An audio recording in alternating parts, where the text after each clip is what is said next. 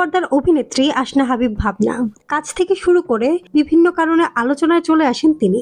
বেশ সরব থাকেন সামাজিক মাধ্যমেও। সেখানে নিজেকে মাঝে মাঝে সাহসী অবতারে ধরা দিয়ে অনুরাগীদের মাঝে ছড়িয়ে দেন উত্তাপ। এ নিয়ে অবশ্য সমালোচনার মুখেও পড়তে হয়েছে অভিনেত্রীকে।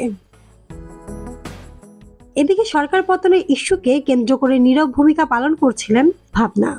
সামাজিক মাধ্যম থেকে নিজেকে দূরে সরিয়ে রাখেন। তবে গত অক্টোবর থেকে নিজের ব্যস্ত জীবনে ফিরেছেন ভাবনা। ফেসবুকেও যেমন দেখা মিলেছে, বিভিন্ন অনুষ্ঠানে হাজিরও হচ্ছেন অভিনেত্রী।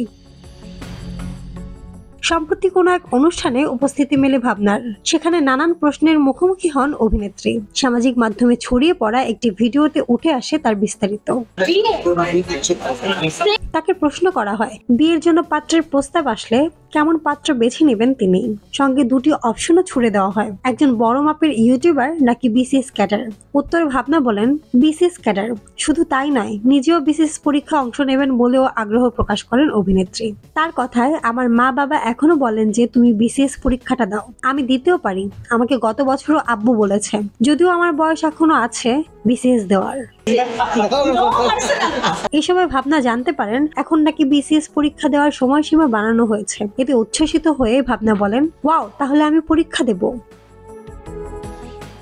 আসনা হাবিব ভাবনা আরো জানান, তার পেছনে নাকি অনেক ছেলেরাই পিছু নিয়েছে, তাও সেটা ছোট বয়স থেকেই।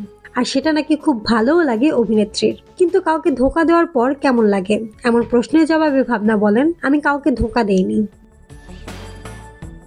উল্লেখ্য, ভাবনা শুধু অভিনেত্রীই নন, তিনি একজন মডেল ও পুরস্কারপ্রাপ্ত নৃত্যশিল্পীও। অভিনয় জীবন শুরু করেন নট আউট নাটকের মাধ্যমে। এটাই ছিল তার প্রথম টিভি নাটক। পরে তিনি একের পর এক টিভি ধারাবাহিকে কাজ করতে থাকেন। 2017 সালে তিনি তার চলচ্চিত্র ক্যারিয়ার শুরু করেন ভয়ঙ্কর সুন্দর চলচ্চিত্রের মাধ্যমে। তবে বর্তমানে কাজের ব্যস্ততা কম থাকলেও সামাজিক মাধ্যমেও বেশ সরব থাকেন ভাবনা। মাহমুদ আঞ্জুম বৃষ্টি, ডেস্ক রিপোর্ট, কথা কম।